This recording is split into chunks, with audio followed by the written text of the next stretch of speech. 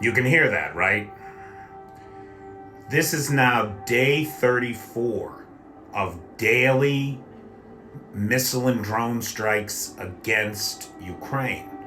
In September alone, the Russians sent over 1,300 Shahed-type drones at the territory of Ukraine. Just last night, we saw Russia send 105 Shaheds, of which we know 78 were shot down.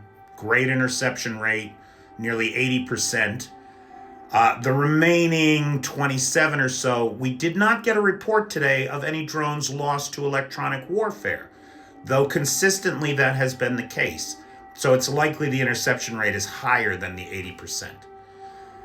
But this constant grind is wearing on the population.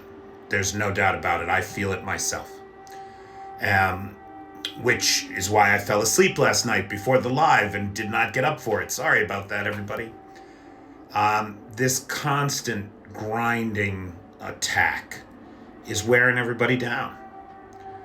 And the solution to it is simple. Support Ukraine.